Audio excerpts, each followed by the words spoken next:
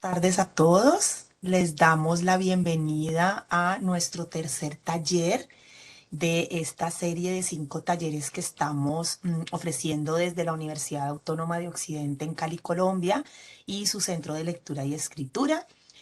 Bueno, como les decía, estamos ya empezando nuestro tercer taller. Me alegra mucho ver a quienes están conectados hoy, que han asistido también a los talleres pasados, y también a quienes están por primera vez acompañándonos, pues les damos la bienvenida. Eh, Recuerden, por favor, que pues la idea es que a partir de estos talleres podamos, ya sea nosotros mismos o invitar a quienes de pronto puedan estar interesados en participar en nuestro concurso. Bueno, tenemos personas de muchas partes de Colombia, tenemos personas de fuera de Colombia, que nos alegra pues muchísimo estar llegando a todas estas partes, a todo este público, pues para poderlos guiar un poco y acompañar en la escritura de esos relatos. Bueno, hoy nos acompaña el profesor Hernán España, es profesor de la Universidad Autónoma, es escritor, y con él vamos a trabajar hoy el taller, el lenguaje literario en el relato autobiográfico. Entonces los dejo con Hernán y de nuevo, pues bienvenidos. Adelante, Hernán. Muchas gracias, Paula. ¿Se me escucha bien el sonido? Hoy estoy trabajando sin manos libres, entonces, bueno. Perfecto, se escucha Sí, sí, te perfecto. escucha bien. Buenas Ah, tardes. bueno. Gracias. Ok. Bueno, muchas gracias, bienvenidos y bienvenidas a este siguiente taller del relato autobiográfico. Muy chévere estar con personas que están con ese interés, no solamente por participar en el concurso, sino ese interés por la literatura que creo que compartimos todos y todas los que estamos acá. Sé que hay gente de diferentes lugares de Colombia, también tenemos locales e incluso internacionales. Si quieren por el chat me dicen de dónde son, si son de otra parte, si no son de Cali, de dónde son, así como para conocer por aquí en el chat. Y acá tenemos a Sandra, que es por ejemplo de Bogotá. Bien. Y más por acá Juliana, también de Bogotá. A ver, ¿quién más es de otra parte fuera de Cali? Hoy tenemos dos. Ah, bueno, Manizales, Luz Adriana. Oh, cada vez nos vamos yendo más lejos. Ailín, espero estarlo pronunciando bien, Ailín, de Michoacán, México. Bienvenida de alguna manera a Colombia. Galu, de Manizales. También de Manizales, Marta Lucía. Tenemos un combo aquí de Manizales. También Jenny. Wow.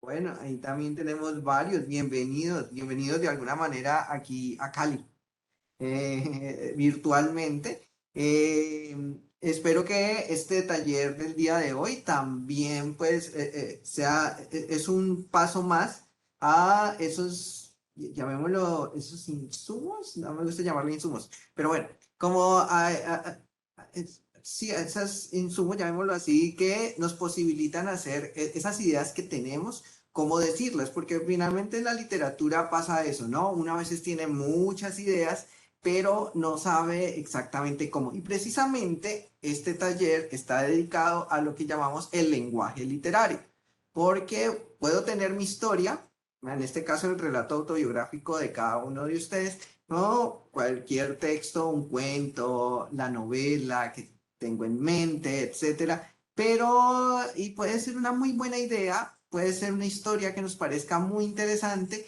pero el reto está en el cómo contarlo. Cómo contarlo de tal manera que se sienta literario. ¿Y qué es eso de lo literario? ¿Qué es eso de hablar o escribir literariamente? Entonces, precisamente la idea del día de hoy es que podamos ahondar sobre eso, discutir sobre eso.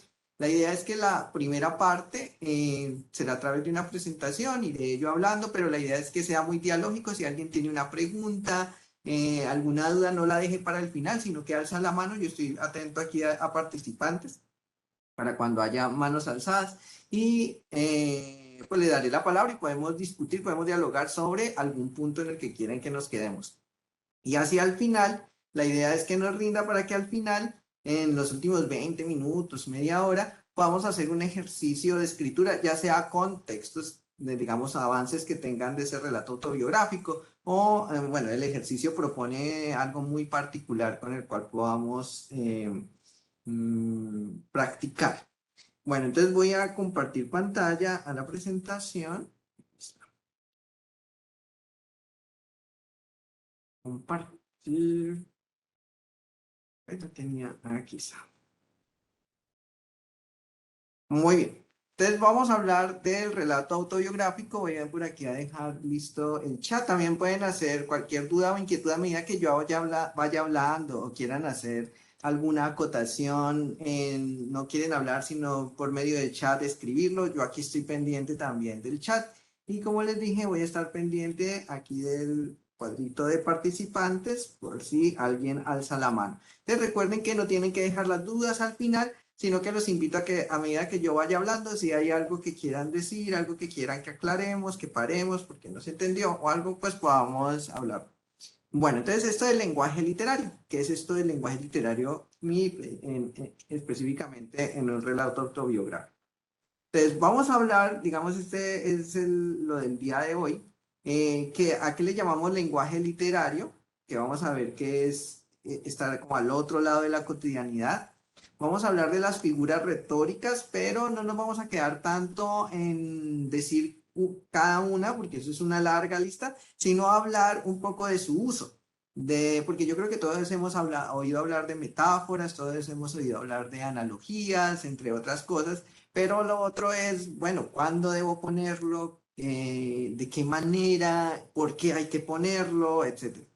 En eso nos vamos a quedar más. El cómo debería decirlo, que tiene que ver con un poco el vocabulario, hablar de algunos imaginarios que existen y mirar si es que hay un vocabulario específico para hablar literariamente.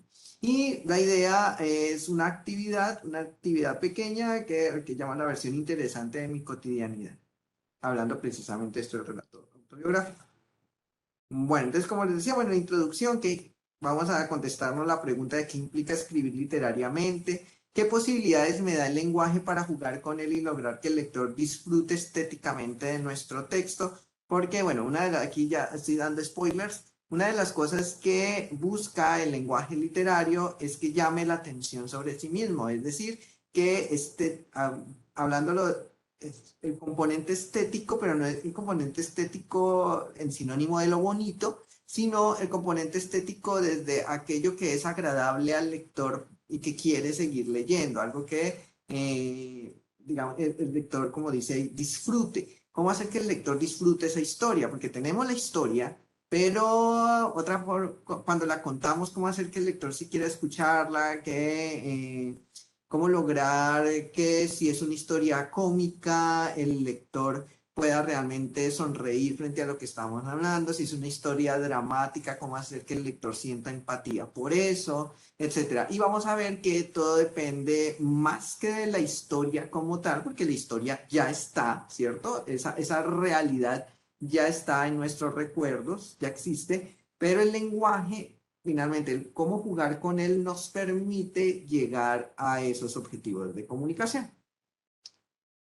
Bueno, entonces partamos de esto de qué es el lenguaje literario. Ahí ya he dicho algunos spoilers.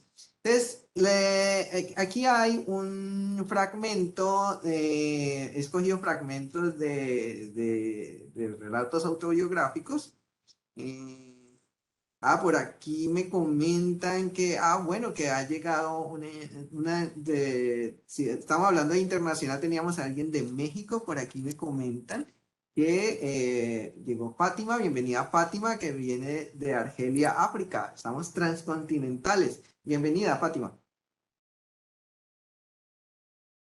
Bueno, y no te has perdido de mucho porque prácticamente apenas iniciamos. Entonces vamos a iniciar precisamente con este fragmento de un libro autobiográfico que es Confieso que he vivido de Pablo Neruda.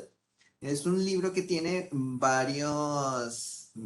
digamos, varias anécdotas a propósito de eso, a propósito de relatos autobiográficos, se compone como de varios relatos autobiográficos y quisiera que viéramos este fragmento y voy a hacer una pregunta. Mis padres llegaron de Parral, donde yo nací. Allí en el centro de Chile crecen las viñas y abunda el vino. Sin que yo lo recuerde, sin saber que la miré con mis ojos, murió mi madre, doña Rosa Basoalto. Yo nací el 12 de julio de 1904 y un mes después, en agosto, agotada por la tuberculosis, mi madre ya no existía. Ahora, como vemos aquí, este es un fragmento, podemos llamarlo precisamente un fragmento de un relato autobiográfico, en el caso de Pablo Neruda, donde nos cuenta, pues, de dónde nació y sobre todo sobre su mamá y cómo murió. Pregunta, ¿qué les hace? Claro, uno ve esto y uno siente, al menos desde el pálpito, esto es literario, pero ¿qué es lo que vemos aquí que hace que sea literario? Pueden escribir por el chat o pueden alzar la mano quien quiera dejar escuchar su voz y nos comparte su pensamiento. ¿Qué vemos aquí que hace que sintamos que es literario? Que no es, digamos, un relato meramente referencial. ¿Qué cosas, por ejemplo, vemos allí? ¿Quién ve el texto y dice, uy, yo creo que allí en este punto uno ve lo literario por esto y esto? ¿Quién se arriesga ahí? Pueden escribir por el chat, pueden alzar la mano. Tranquilo, esto no es un examen. Y estoy seguro que ustedes ya han identificado. Lidia, ¿qué nos dices? Hola, Hola. desde Santiago, República Dominicana. Saludo Ah, a todos. Lidia, bienvenida desde República Dominicana. Bueno, Sí, bienvenida. me parece que usa, eh, describe, no está meramente presentando datos, sino que está eh, como pintando con las palabras la escena. Muy, muy bien, Lidia. Entonces, uno de los puntos, ahora estoy mirando aquí que están escribiendo por el chat, ya voy para los que están escribiendo por el chat. Algo que dice Lidia muy importante es eso de, bueno, recuerden que hay algo que se llama el lenguaje referencial, cuando yo hablo de algo, ¿cierto? De un objeto de la realidad. Es decir, si aquí hay una mesa, yo hablo de la mesa y todo lo referencial es lo que claramente es la mesa, ante la mesa es de madera, la mesa es rectangular, la mesa es dura, etcétera. Eso es lenguaje referencial. Allí hay unos elementos referenciales, sí, ¿cierto? Mis padres llegaron de Parral, donde yo nací, referencial. Hay unos datos, yo nací el 12 de julio de 1904, pero como dice Lidia, el lenguaje está puesto de alguna manera, y eso tiene que ver con algo que han puesto en el chat, de tal manera que, muy bien lo que dice Lidia, nos pinta la escena. Y cuando Lidia habla de pintar es porque hay un componente, ese componente estético que hace que los datos referenciales estén puestos de tal manera que no se sientan como decía Lidia, meros datos, como si fuera una hoja de vida. Una hoja de vida es completamente referencial. Lugar de nacimiento, Parral, Chile. No sé, ¿dónde vivió? Donde había unas viñas. Madre murió, ok, tal. ¿Cuándo nací? El 12 de julio. ¿Cuándo murió la mamá? Un mes después. O sea, no se está contestando como si fuera una cosa así tipo hoja de vida, sino que, como dice Lidia, los datos están, sí, los datos están, pero están puestos de una manera que nos pinta, me gusta esa metáfora que hace Lidia, nos pinta el asunto. Es como si uno viera un cuadro. ¿Cierto? Es la diferencia entre un cuadro completamente abstracto, artístico, así que uno siente, a, digamos, un dibujo referencial de algo. Ahora, por ejemplo, Sandra nos comenta que ese pedazo donde dice, sin saber que la miré con mis ojos. Entonces, por ejemplo, esa parte donde, sin que yo lo recuerde, sin saber que la miré con mis ojos, murió mi madre, doña Rosa Vaso Alto. Y algo que dice Juliana aquí en el chat es muy interesante y tiene que ver con eso. Claro, son detalles que si uno quitara ese pedazo de sin saber que la miré con los ojos, seguiríamos entendiendo el texto. O sea, sin que yo lo recuerde, murió mi madre, doña Rosa Vaso Alto. Entonces, esa parte, digamos, como dice Juliana, pareciera innecesaria, ¿cierto? No, ¿verdad? Pero enriquece el relato, como dice Juliana también. ¿Por qué lo enriquece? Porque sin saber que la miré con mis ojos. Porque una cosa es saber, por ejemplo, que murió la mamá, listo, y él pues era muy pequeño, ¿no? Era un mes después, tenía un mes de nacido, murió la mamá, obviamente no la recuerda. Hay un drama ahí, listo, pobre niño, murió la mamá, ¿verdad? Pero el drama se hace mayor, por ejemplo, dice que la madre murió sin saber que la miré con mis ojos. O sea que ese pedazo, por ejemplo, pone en juego todo ese drama del no haber conocido a la mamá, de esa mamá que muere sin ese contacto con el hijo, etcétera, no puede disfrutar mucho de su hijo. Nada más en esas pequeñas palabras que parecieran innecesarias, nos pintan un drama mucho mayor, hace que uno sienta mucho más empatía. Y por acá Juliana también nos dice que ese pedazo donde dice, allí en el centro de Chile crecen las viñas y abunda el vino. Claro, la forma en que está hecho eso, ¿no? Porque puede haber dicho nací en el centro de Chile y ahí hay viñedos. Y ya, pero la forma en que están dispuestas las palabras, ese allí, coma, en el centro de Chile, crecen las viñas y abunda el vino, lo mismo que decía Lidia ahora, es como si nos pintara ese paisaje, o sea, se toma el tiempo para hacernos que disfrutemos de eso. Entonces, precisamente de eso se trata, eso que llamamos el lenguaje literario. Vamos allá. Entonces, el lenguaje literario tiene que ver con esos recursos estilísticos de la lengua. O sea, uno no se inventa nada, la lengua ya está. O sea, el lenguaje ya está. Eso que vimos atrás no usa cosas extrañas ni nada, sino con el mismo lenguaje que conocemos, pues lo que hacemos es utilizar una serie de recursos que nos posibilitan precisamente eso, hacer que se enriquezca. Miren que lo estético no tiene que ver necesariamente con la belleza como tal. Porque después de todo, por ejemplo, cuando Mary Shelley, aquí ya no estoy hablando de relato autobiográfico, sino completamente ficcional, pero para poner un ejemplo, cuando Mary Shelley en su obra Frankenstein relata la parte donde describe al monstruo, ¿cierto? Pues está describiendo, y sobre todo desde la perspectiva de Víctor Frankenstein, quien creó al monstruo, pues lo trata de pintar como esa abominación que creó. Y entonces lo cuenta de una manera que sintamos que es, para Víctor Frankenstein, es un monstruo horrendo, es feo, tanto que Víctor lo desprecia. Entonces, miren que lo estético específicamente no tiene que ver con la belleza, sino la forma, lo estético tiene que ver en cómo hacer que se enriquezca eso y sobre todo que se enriquezca el lenguaje para lograr ciertas, um, ¿cómo se dice? Ciertas reacciones del lector. Entonces, cuando miramos, bueno, me devuelvo aquí.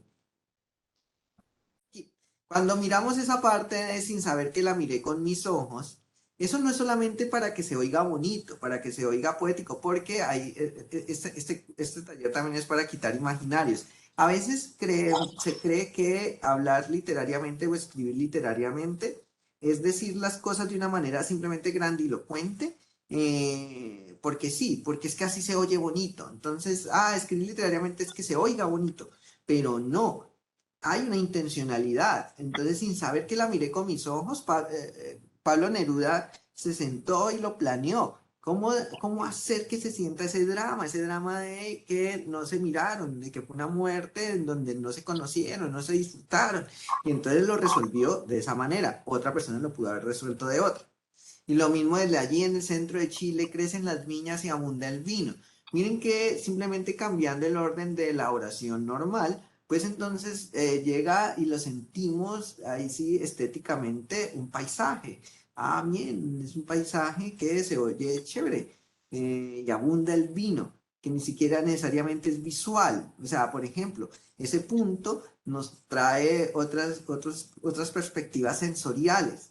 No solamente lo visual, sino quien ha probado el vino, entonces sabe tal, lo sociocultural, listo, porque es una comunidad de esas que, donde se mueve el vino, los viñedos, todo. Entonces, miren que vamos.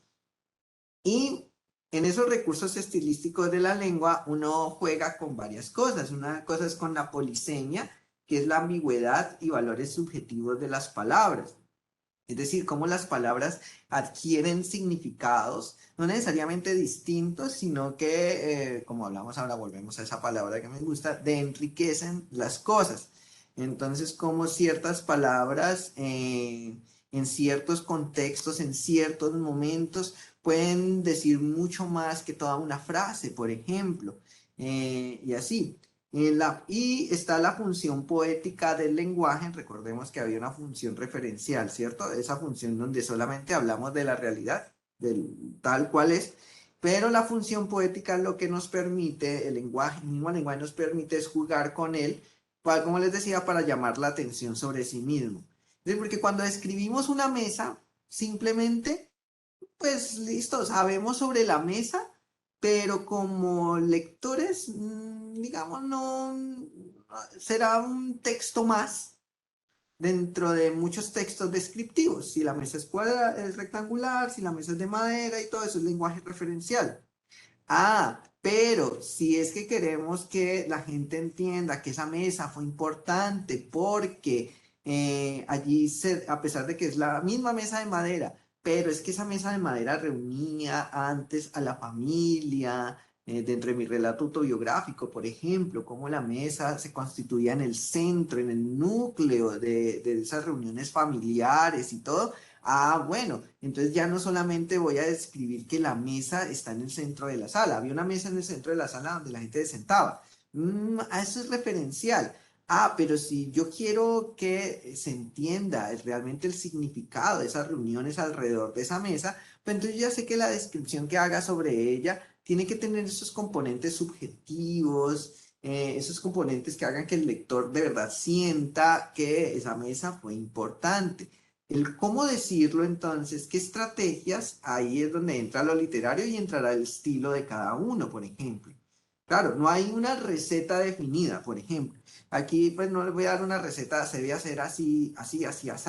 No, porque eso depende mucho del estilo. Ahí es donde entra, la creatividad tiene mucho que ver con el estilo y la misma historia la contarán, si la vivieron las mismas personas, cada una la contará de distinto modo. Incluso la mesa tendrá un significado distinto para cada quien, que me imagino que eso creo que lo han trabajado en alguno de los talleres. Mm, En un relato autobiográfico pasa eso, pasa por lo subjetivo del recuerdo. Entonces lo mismo pasa con el lenguaje literario en sí, para narrar ya sea ficción, ficción o para narrar un relato autobiográfico como tal. Entonces utilizo las palabras para poder hacer que el lector perciba las cosas como deba percibirlas según la historia, que nos siga en la historia, que en el ejemplo que estaba haciendo, que la mesa no sea una mesa más, que la mesa, de esa casa, no sea la misma mesa, prácticamente la misma mesa que en la sala de mi casa, sino que de verdad se sienta que es que es la mesa donde se reunían y que había un componente bastante fuerte y simbólico dentro de eso. Entonces, cuando ya empezamos a mirar eso, miren que van saliendo posibilidades de poder hablar de eso. Así era un símbolo, ¿qué otra cosa podemos compararlo para que se vea que sí? De qué manera logramos que esas reuniones familiares se sientan que eran importantes, porque no es solamente decirlo, sino hacerlo sentir al lector. Ahora, aquí hay otro ejemplo. y Aquí, por ejemplo, de esto del lenguaje referencial al lenguaje, pensando, por ejemplo, en nuestros propios relatos autobiográficos. Este está basado, digamos, ahora cuando pasemos al lenguaje literario, vamos a ver que es un fragmento de la autobiografía de Charles Chaplin. Y aquí tenemos la versión, llamémoslo que en el lenguaje cotidiano, como si Charles Chaplin simplemente nos hubiera contado la cosa referencialmente. Entonces, mi madre se enfermó de la voz y no pudo volver a cantar.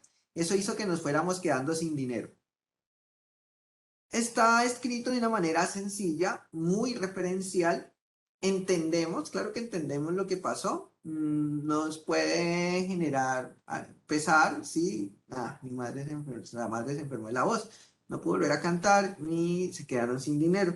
Pues listo, lo uno va con lo otro. Ya era cantante, por eso quedaron ya, listo.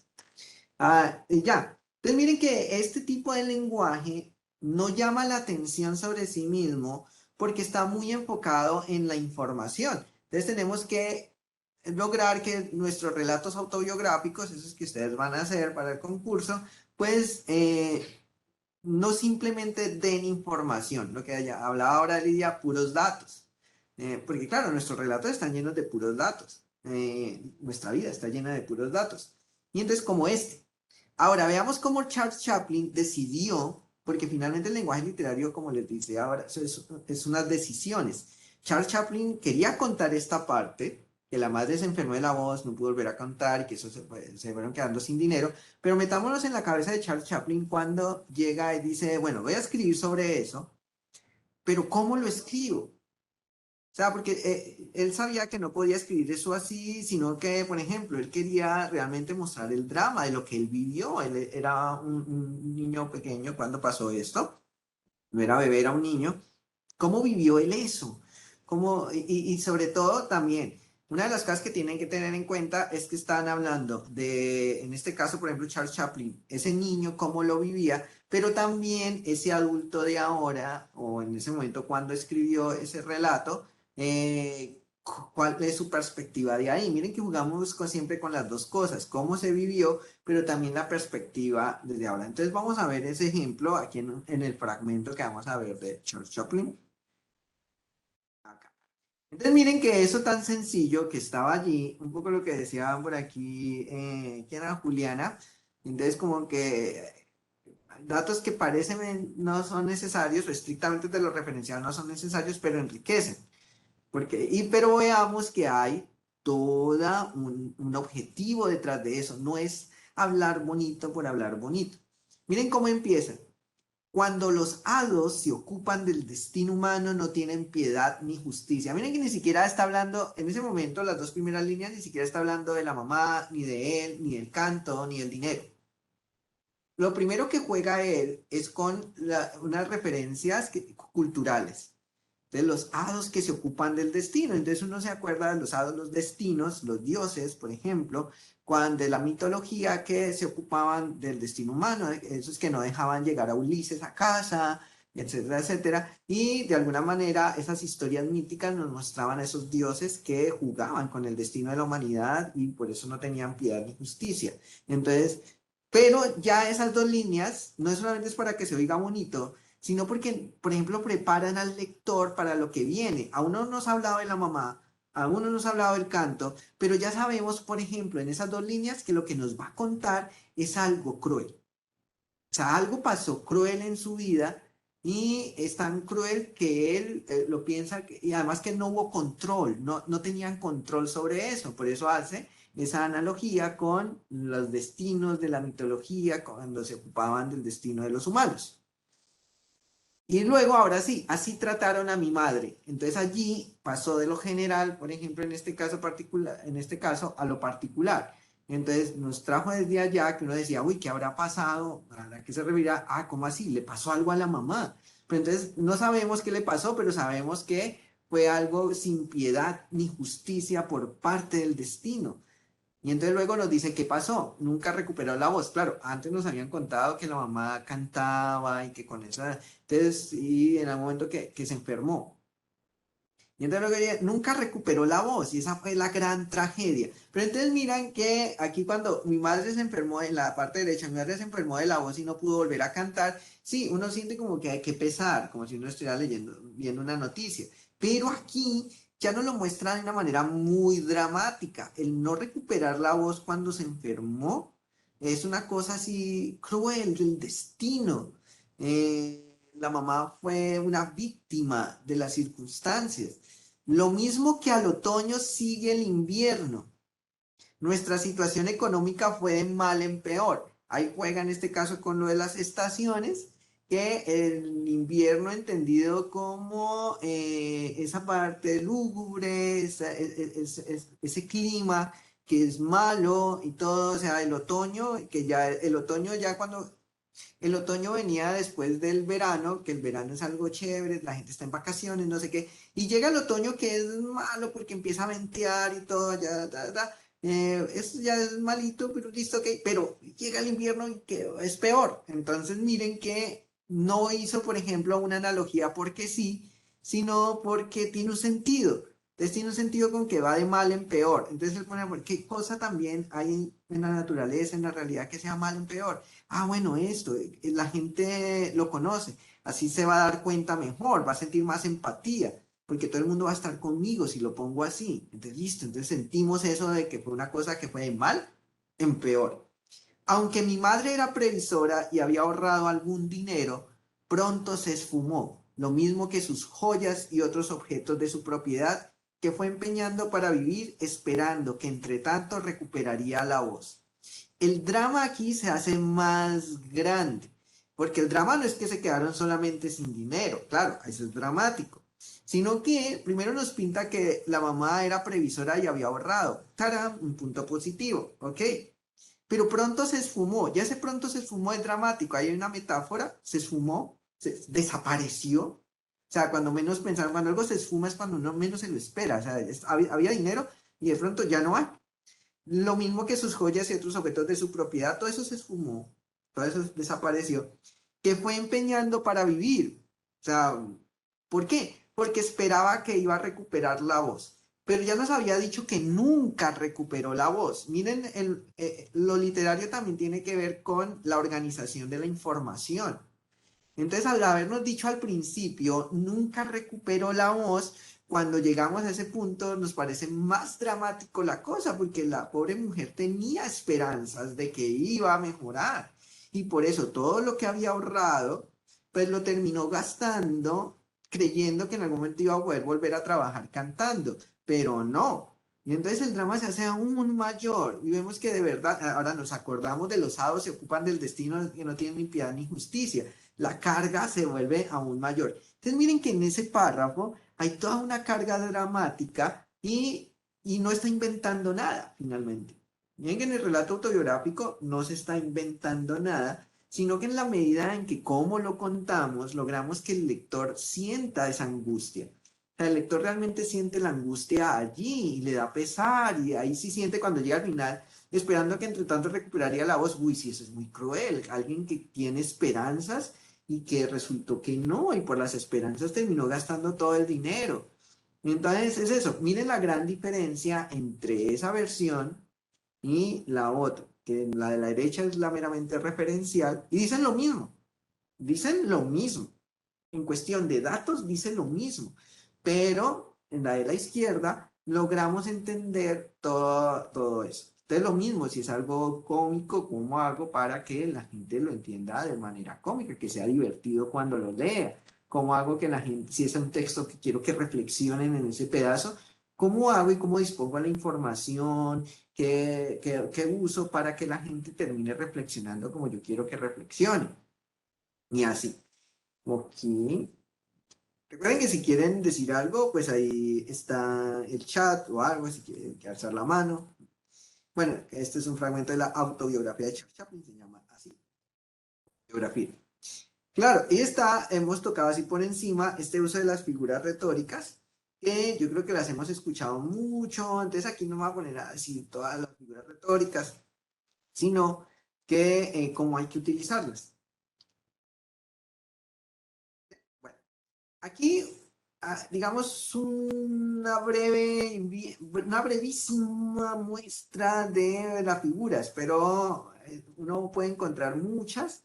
Hay unas figuras fónicas que tienen que ver con el sonido de las palabras, entonces las aliteraciones, o sea, las repeticiones, que son, digamos, en lo literario se valen cosas que en la prosa normal no. Uno en la prosa normal, uno no repetiría cosas. Por ejemplo, a uno le marca no repita.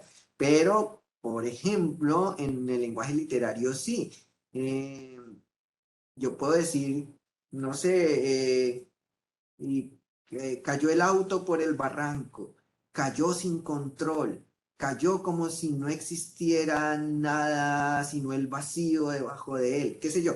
Te repetí muchas veces el verbo cayó. En el lenguaje, en la prosa, como tal normal, no es literaria, digamos en el hablar cotidiano o académico, o en el lenguaje formal, la norma dice que uno no debe repetir, porque si uno ya dice cayó, pues no. Pero sin embargo, en el lenguaje literario se permiten esas cosas, porque logran eso. No decir cayó tal cosa, cayó tal otra, cayó. Crean algo en el lector. Paranomacias, preguntas retóricas se pueden hacer. También hay figuras gramaticales que tienen que ver específicamente con, digamos, las normas como tal gramaticales, jugar con ellas, las anáforas, epítetos, elipsis, cuando uno quita información o quita ciertas palabras, por ejemplo, para eso, hiperbátonos. Y están las figuras léxicas semánticas que tienen que ver con el sentido, exageraciones, metáforas, analogías, contrastes, personificaciones. Entonces uno puede jugar con todo eso. Ahora, más que uno saberse todo un listado, hay que pensarse es que uno debe utilizar las figuras retóricas, volvemos, porque como no es solamente para que se oiga bonito, entonces hay, digamos, hay escritores o gente que pretende de pronto llenar todo el texto de figuras, porque cree que así se ve más literario. Eso es. Entonces hay otro imaginario que hay que quitar, y es que cada dos renglones, entonces hay que tener una figura retórica, entonces metamos ahí una metáfora, ay, como que no hemos puesto una analogía, hay que poner una analogía, y así. No se trata de eso, no se trata de uno angustiarse mirando dónde pone cada cosa, como que, ah, este es el listado de figuras retóricas, pongamos uno.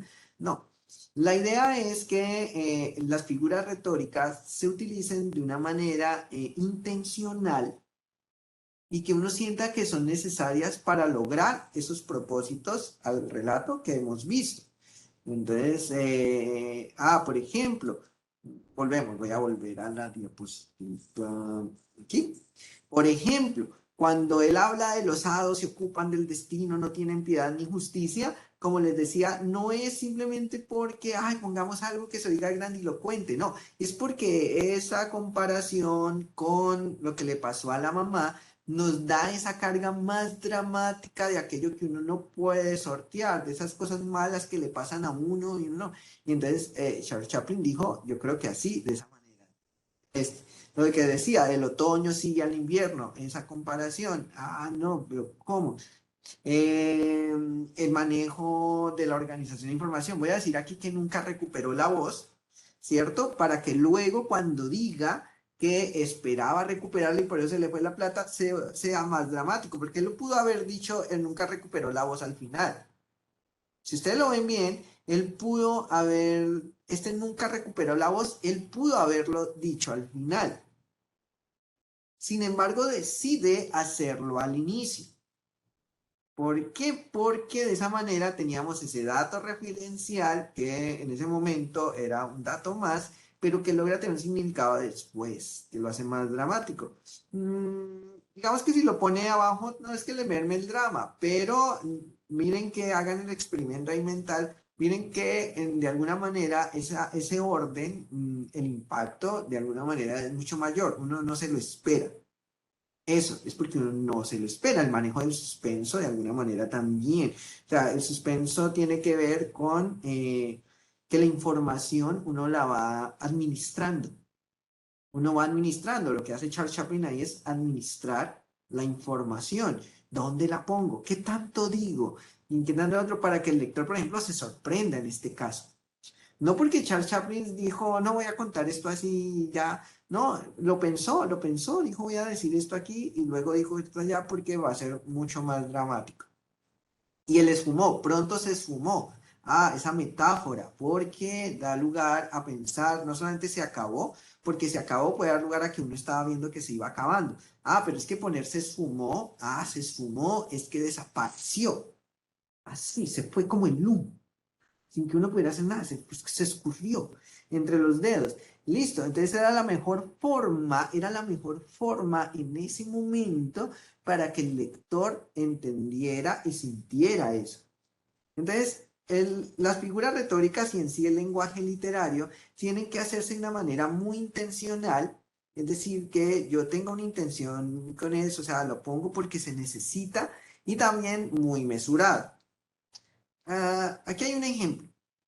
Este ejemplo sí me lo inventé, pero está basado en un relato autobiográfico que yo vi hace tiempo. No se trataba de esto, sino que cuando lo leí en su momento, un estudiante viví una situación similar, o sea, de lo que leí, entonces quise como replicar.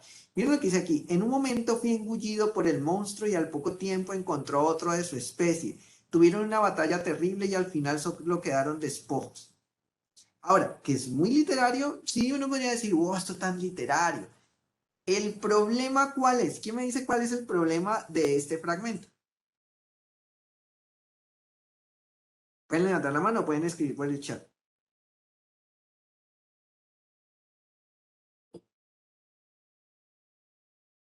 ¿Qué problema ven allí en ese fragmento? El cambio de tiempo. No, el cambio de persona. Bueno, sí, encontró todos sus padres. Bueno, sí, hay un cambio de primera persona a tercera persona del La plural. tercera. Pero bueno, pues ahí uno infiere que es, porque hablaron de los monstruos después. Pero hay un problema mayor, ¿cuál es?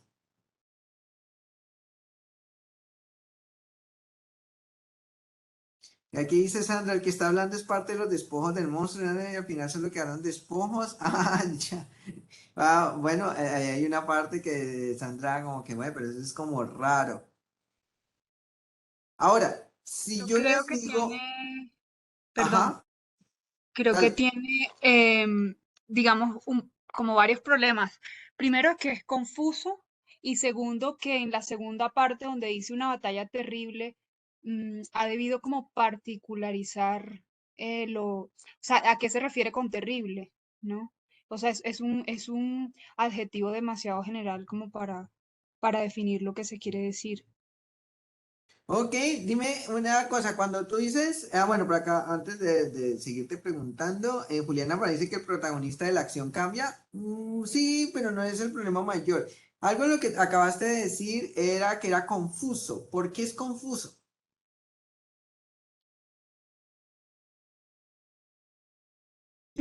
Porque, bueno, dice, en un momento fui engullido por el monstruo y al poco tiempo encontró otro de su especie. O sea, encontró, me imagino el monstruo encontró otro de su especie, pero es que no me queda muy claro. Es decir, o sea, en ese solo párrafo hay como varias acciones y como que no lo encuentro como tanto sentido. Bueno, lo otro es que ya sé qué está pasando. Si yo les dijera, esto es un fragmento de un relato autobiográfico, o sea, que no estamos hablando de ficción. Pues si Sí. es autobiográfico, él está hablando, se supone que estando vivo, y aquí ya está muerto. Ok, sí, pero bueno, pero la pregunta es, ¿ustedes entienden de qué está hablando? O sea, sabiendo que es algo real y nos está contando un recuerdo real. Bueno, de pronto el monstruo que lo engulló no necesariamente es un monstruo de los de las películas de fantasía, sino ese monstruo pudo ser la droga, pudo ser el alcohol, o sea, pudo ser un monstruo eh, como esos, pienso yo. No, no, y está bien, Luisa, precisamente ese es el gran problema de este fragmento. Aquí Juliana decía que podría ser un sueño. Claro, en el primer momento cuando lo vemos, claro, no había dicho que como era un ejemplo de relato autobiográfico, pues la gente se fue por la ficción y pensó que están hablando de monstruos. Pero cuando ya les digo, esto es un relato autobiográfico, la persona quiso hacer literariamente su recuerdo, empieza a aparecer el problema, porque Juliana dice, bueno, podría ser un sueño, si en un sueño pueden haber monstruos, pero Luisa dice, bueno, pues puede ser una metáfora, que puede ser la droga, puede ser el alcohol, claro, y entonces yo creo que cada uno empieza a leerlo de una manera. En Engullido por el monstruo puede haber muchos monstruos metafóricos, se encontró con otro de su especie, como así, tuvieron una batalla terrible. Y uno no entiende. Así me pasó una vez que leí un relato autobiográfico que la persona, muy literario, pero tan literario que yo no entendí nada de lo que estaba diciendo. Claro, cuando yo le fui a preguntar al estudiante, mira, no entiendo.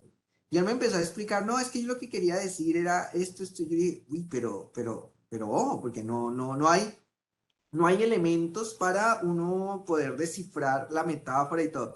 Ese es otro punto importante.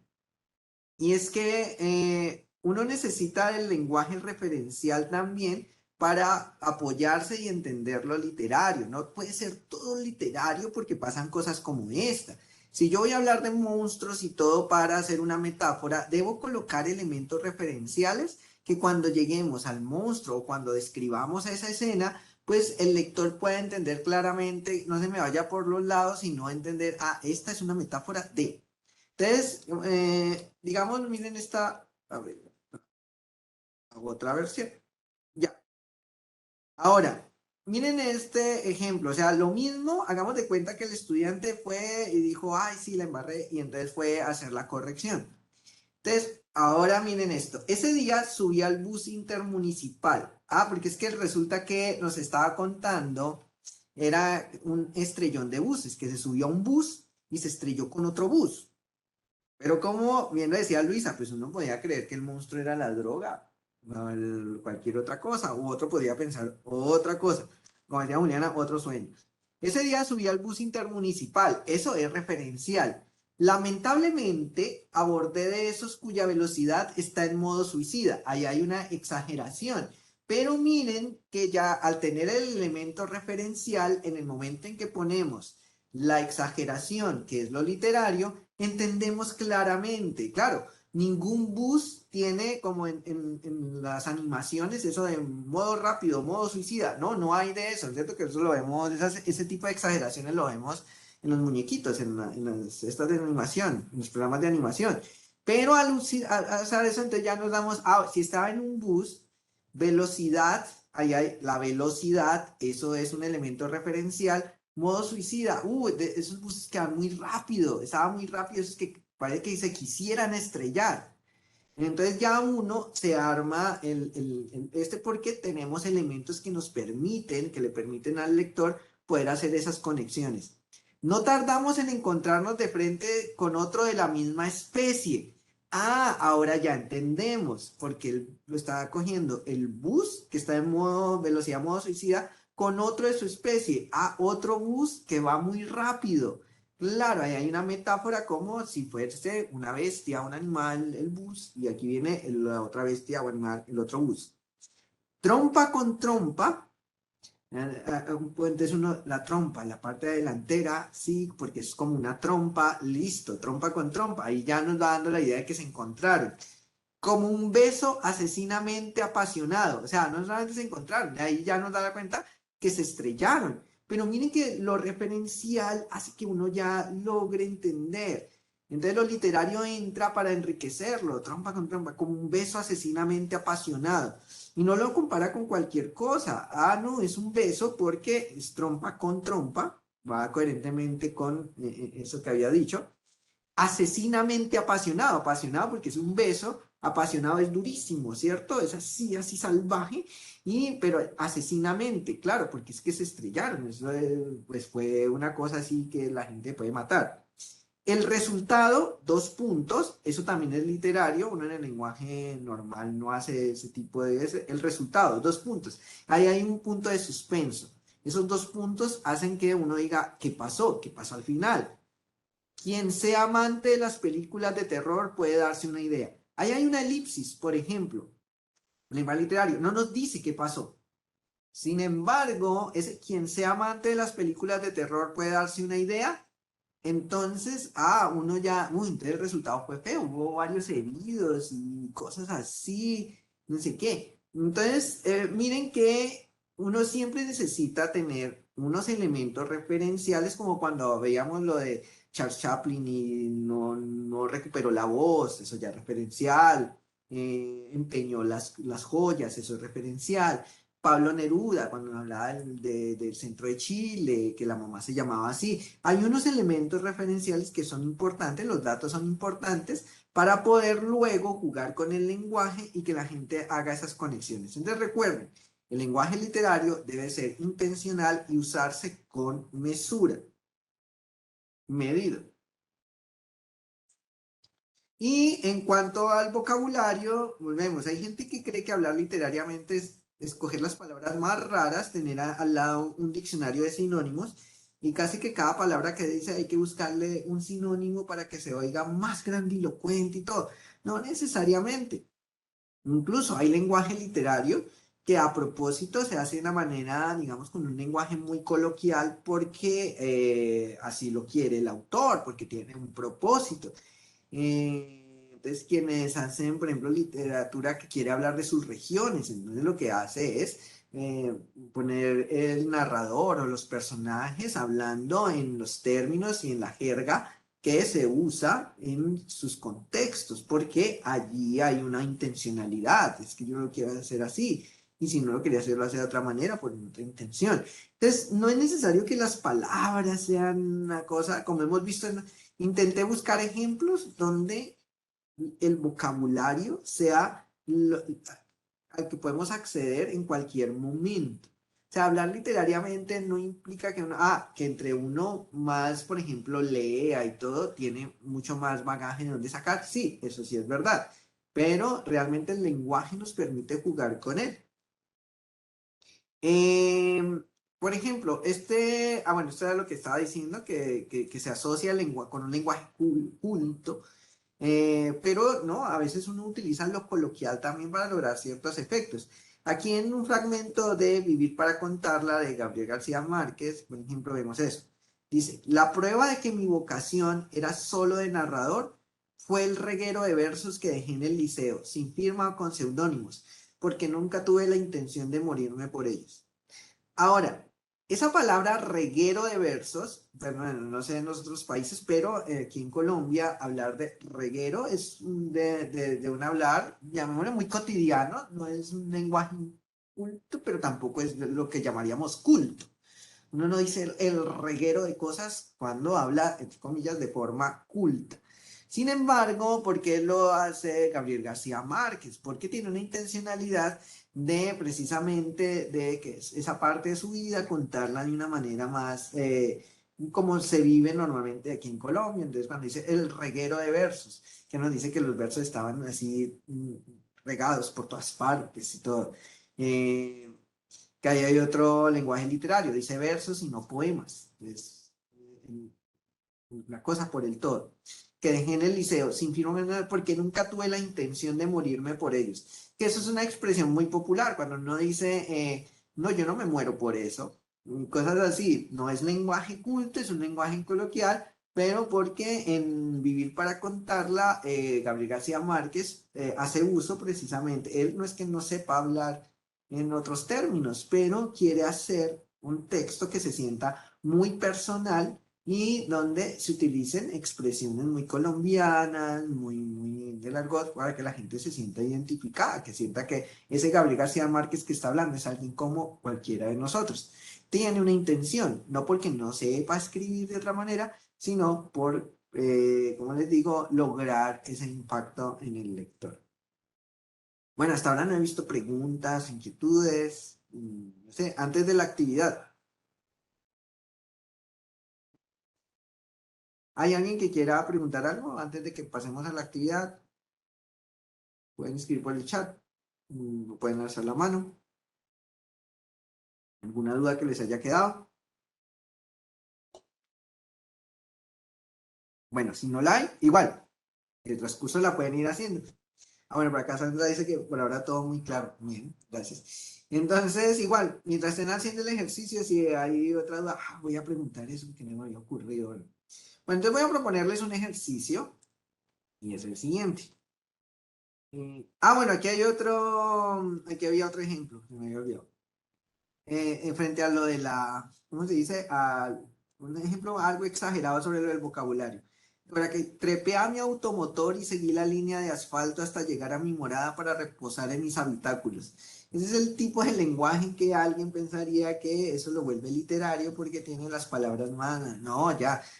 Hay momentos realmente en el texto donde decirlo de forma sencilla es lo mejor. No todo en el texto tiene que estar saturado o tener una metáfora, ¿no?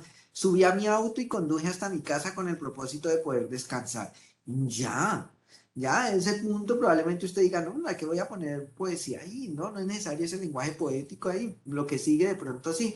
Entonces, recuerden, Hay momentos donde a veces decirlo de la manera más sencilla hace parte del texto normal. Ok, bien. Entonces, esta actividad se llama la versión interesante de mi cotidianidad. Entonces, la idea es escoger un momento de su día, algo cotidiano que hagan regularmente y que no sea emocionante. De que de eso hay muchos, ¿no? Cuando uno se levanta de la cama, cuando uno se cepilla, cuando uno hace el desayuno. Bueno, nada de eso uno incluso lo tiene en el recuerdo así, ni lo va contando. Nada. Entonces piensen en un momento de su día que es cotidiano, que hagan regularmente. Y la idea es que apliquemos lo que hemos visto en el taller del día de hoy y nárrenlo de tal manera que logren darle otro cariz, que tenga una intencionalidad hacia el lector y que sea agradable de leer. O sea, hagan que esa, no sé, la cepillada sea una cosa que a alguien le interese leer lo que pasa cuando usted se cepilla, cuando usted se peina, no sé, ¿cómo contarían eso de una manera que sea interesante para el lector? Y pues la idea es que lo socialicen con los compañeros. Ahora, son las 3 en punto prácticamente, nos queda media hora. Sé que estos ejercicios siempre son como así a la carrera y, ay, sí, pero pues intentémoslo hacer. Ahora, no se emocionen más bien y no hagan unos textos larguísimos, sino algo muy corto, algo que puedan salir en un párrafo. Les propongo hacer como en un párrafito. Eso, o sea, no se extiendan, no es hacer todo un cuento, un párrafo, incluso para que tengan tiempo de escribirlo, que no se les vaya mucho tiempo, y dos, que podamos socializar. Esperaría que todos, o si no la gran mayoría, que podamos socializar y podamos hacer retroalimentación y escucharnos. Listo, entonces les voy a proponer, yo sé que es algo como rápido, pero para que nos rinda el tiempo, 10 minutos para que se piensen y se hagan ese párrafo recuerden, un momento de su día cotidiano y que quieran contarlo de una manera donde apliquen lo que hemos visto del lenguaje literario, con todo lo que hemos visto en cuanto a que sea mesurado, que se entienda, coherente, pero que sea agradable de leer, que de alguna manera cause un impacto. ¿Listo? Esa es la consigna. Entonces les daré 10 minutos y dentro de 10 minutos, pues la idea es que puedan socializar los que quieran, no es obligatorio, ojalá que todos quieran. Y allí, y miraremos a ver cómo les va con el ejercicio. ¿Listo? Voy a dejar igualmente aquí la pantalla compartida, por si quieren seguir viendo esta. Durante estos 10 minutos voy a apagar el video y el micrófono para que se puedan concentrar. ¿Listo? Ok, entonces en 10 minutos exactos, miramos qué tiene. Quiero pedirle un favor a Pilar Rivera. Pilar, ¿tú podrías por favor escribirme en el chat de qué institución eres, en qué ciudad estás y tu correo, porfa? Es que ahorita revisando a los asistentes no te tengo a ti registrada en la lista, entonces quiero registrarte. Por favor, gracias.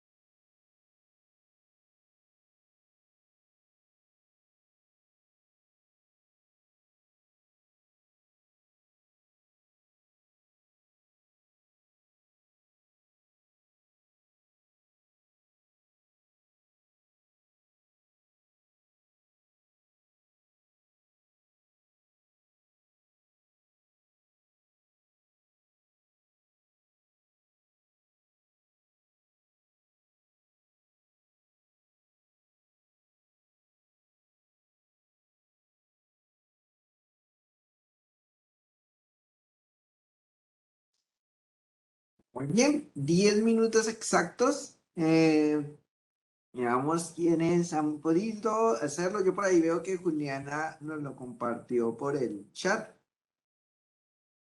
y nos aclara luego cuál es el momento exacto que ella eligió, que es el momento del día donde ella pide taxi para ir al trabajo. Pues si quieren podemos empezar con el de Juliana. Juliana, no sé si quieres leerlo tú en voz alta. Bueno, sí, ¿me están escuchando? Ese silencio es tu forma de decirme Y te que no. escuchamos perfecto. Ok, no sé si quieres lo leo yo Sí, ¿los o te demás me gustaría escuchan? leerlo tú. Yo te escucho Creo que el perfecto, profe no me Juliana. escucha. Creo que el profe no me escucha. Hernán, ¿no estás escuchando? No, no, la gente no tiene que necesariamente escribirlo por el chat, lo puede leer ahora así Espérate, yo creo que él no nos por el escucha. Hernán, ¿tú nos micrófono. escuchas? Bueno, creo que Juliana quiere que No, que lo espérate, espérate. leamos. Bueno, todos lo tenemos en el Denme un chat desde segundo, yo lo Juliana, voy a entonces llamar. Bueno, ahí denme un voy a segundo. ir leyendo, me imagino que todos me irán acompañando en la lectura. Y bueno, dice así. Recordemos que Juliana nos está... Ay, no los estoy escuchando. Ay, ok, ya veo que porque Paula me estaba... No sé qué pasa. Buena pregunta. Yo no los estoy escuchando. No sé Hernán, por qué. hola, ¿Será hola. porque se apagó aquí el computador? Creo que algo se ha apagado aquí. Chicos, No dennos un sé qué. segundito, por favor, que vamos a ver qué pasó con el Sí, sonido. muchas gracias por decirme. Ya, por acá, Juliana, yo no los estoy escuchando. Ay, tampoco me escuchan a mí. Ah, Sí, yo lo asunto. Yo escucho. sí escucho. Así que, sí. Ya. Ustedes sí me escuchan, pero, pero ustedes a mí no. Ay, lástima, mira. No sé, creo que fue que se apagó algo aquí. Y yo, por ejemplo, tampoco estoy escuchando los baffles ni nada. No sé de qué depende. Y no quiero pararme a buscar Bueno, déjenme aquí, denme 3 segundos mientras miro si está el técnico por acá cerca. Y si no, va correcto, voy a llamar al chico de soporte. Que aquí hay teléfono. Entonces, denme aquí 2 minutos mientras hago la llamada.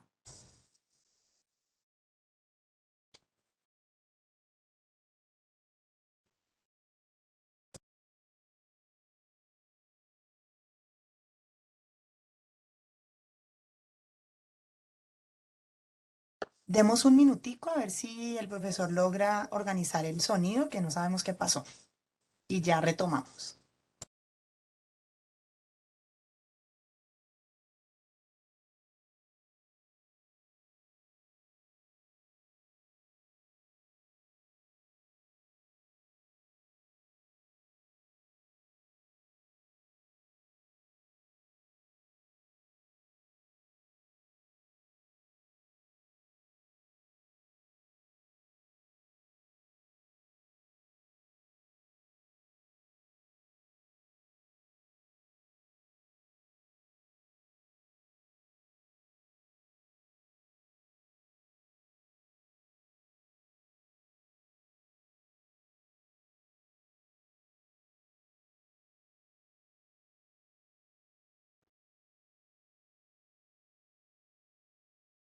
Muy bien, ya llamé a los de servicios que ya van a llamar a un auxiliar para que nos ayude. ¿Aún siguen? Sí, no creo porque Hola, hola Hernán, ¿no nos escuchas? No. escuchando.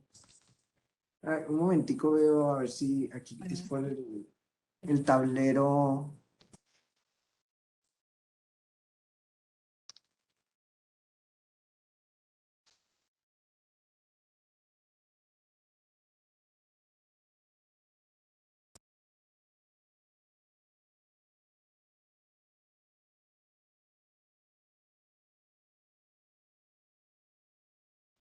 ya llegaron a ayudar.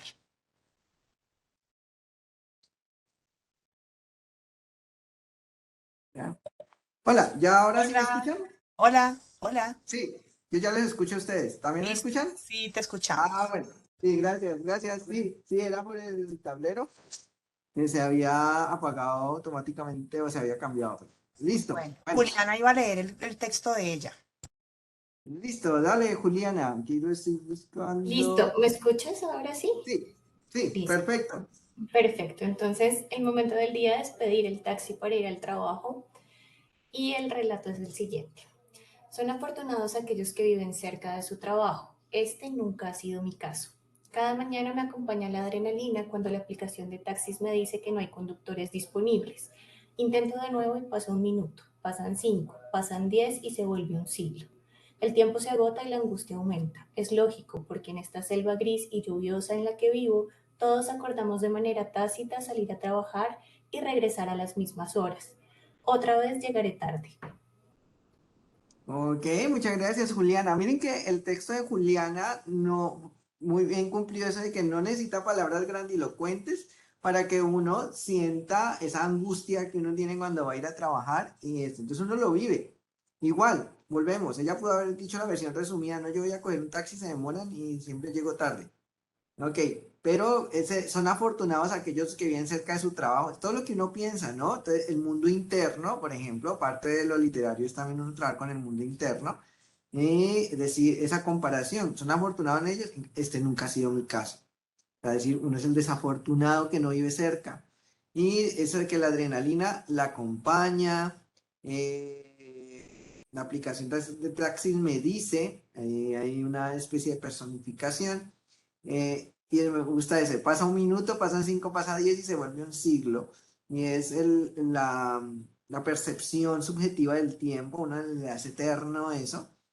El tiempo, voy a tener ese estima. Es lógico porque en esta selva gris y lluviosa, en una metáfora, me gusta, todos acordamos de manera tácita salir a trabajar y regresar a las mismas horas. Es un punto como, ¿cómo es? Un poco de humor negro, un poco de, de ironía en el asunto. Y siempre me gustan los finales así, con una sola frase contundente. Otra vez llegaré tarde, me parece que cierra muy bien. Muy bien, gracias, Juliana. Veo unas manos alzadas, pero también veo que Luisa. puesto, voy a darle la palabra a Luisa y luego leemos el de Sandra que lo puso en el chat. Y Y Lidia luego también. Lidia. Ajá. Luisa. Bueno, listo. Cada mañana mi día inicia sin falta con el ritual de exprimir las naranjas, lavarlas, partirlas y pasarlas por el exprimidor con la esperanza de que estén jugosas para terminar rápido la tarea. Amarillas de piel lisa y de tamaño heterogéneo, es imposible desde fuera adivinar si están dulces o ácidas, jugosas o secas, pero acompañar el desayuno con esta bebida natural y refrescante que tanto me gusta me proporciona siempre un buen comienzo del día. Bien, Luisa. Ahí acabaste, ¿cierto, Luisa? Sí. Sí, sí, sí. Ah, bien. Entonces, por ejemplo, ese de poner exprimirlo, exprimir las naranjas como un ritual. Entonces ya ahí ya hay un componente, me gusta eso muy empático cuando va a exprimirlas con la esperanza de, sí, con la esperanza de que estén bien, que si tengan bastante jugo, etcétera. Muy bien, sí, bien, porque exprimir naranjas es exprimir naranjas, todo el mundo sabe que es exprimir naranjas. Pero en la medida que contamos, y además ese componente donde ella lo relaciona consigo misma, ¿no? Nos dice qué tan importante es ese evento tan cotidiano y normal para Luisa. Bien, muchas gracias, Luisa. Ahora Gracias. vamos a ver, entonces, antes de darle la palabra a Lidia, vamos a ver Sandra que lo puso en el chat. Sandra, ¿tú quieres leerlo? Vale, ¿me escucha? Sí. Listo. Gracias, Hernán.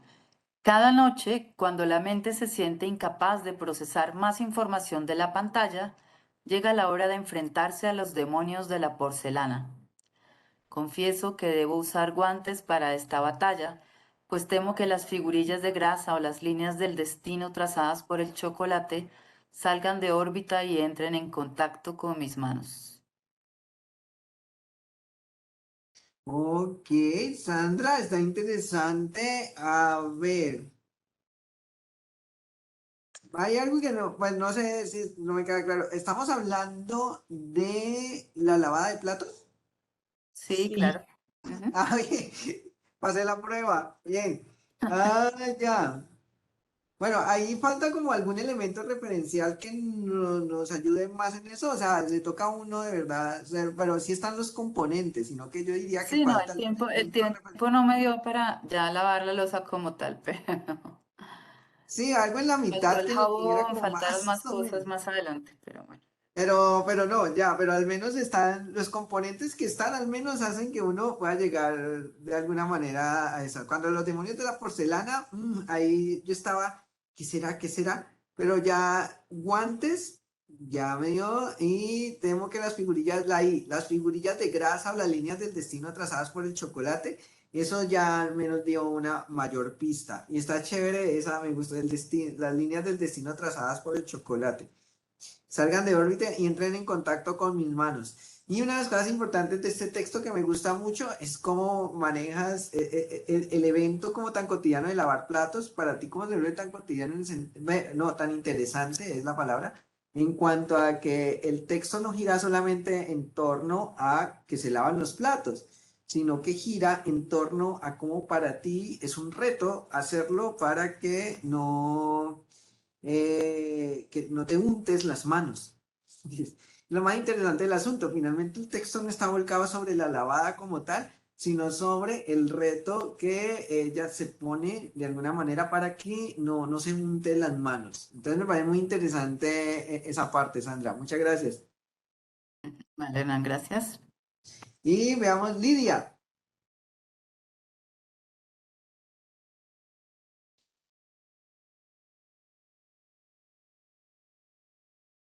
Lidia, ¿está alzando la mano?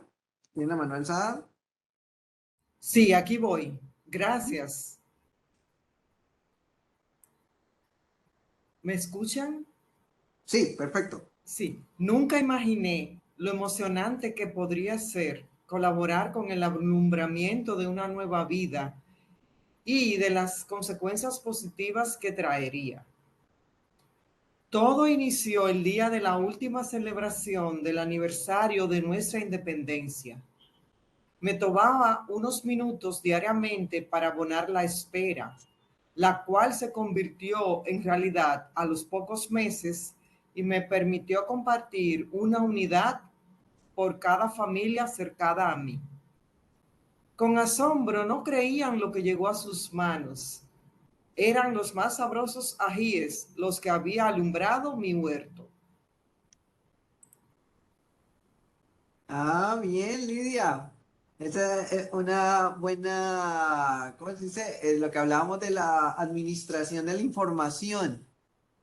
Es como empieza, uno se hace ciertas ideas, interesante, y a medida que va pasando, uno como que está esperando, bueno, ¿cuándo va a llegar el momento? Aquí va, aquí va, aquí va. Y luego aparece esta parte de los ajís, el huerto, y es chévere porque es de esos textos que implican, por ejemplo, devolverse para uno ver que las pistas o algo, o que el texto no nos engañó, que uno se engañó a sí mismo, más bien. Es el tipo de textos donde hace que el lector se engañe a sí mismo por la distribución de la información. El autor en ningún momento ha engañado. Muy interesante también ese estilo. Miren que son diferentes estilos. Muchas gracias, Lidia. Gracias. Ok, bueno, siendo las 3:25 alcanzamos, si quieren uno más para ir cerrando, y si no, pues podemos ir cerrando de una vez. ¿Alguien más se quiere animar? Lástima, pues que el tiempo no dé más, porque si no, pues, para que leyéramos todos, lástima. Pilar, Pilar, el último.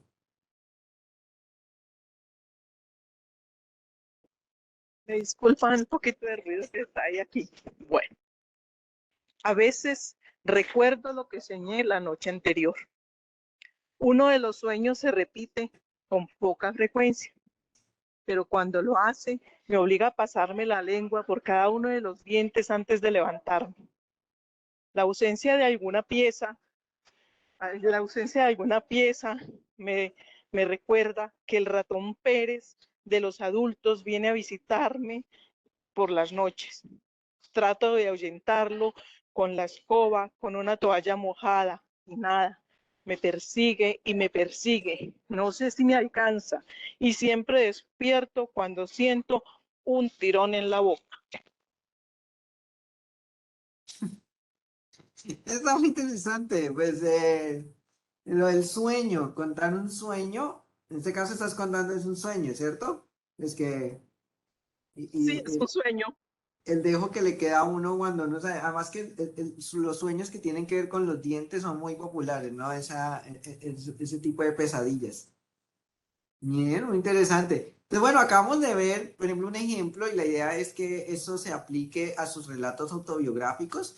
¿Cómo podemos hacer que esas cosas cotidianas y esas historias que cada uno de nosotros tenemos, poderlas volver emocionantes, poderlas volver atractivas? Miren que yo creo que ustedes mismos cuando ya ven el resultado, pues se dan cuenta que, wow, sí, sí, realmente lavar platos puede ser algo que es épico.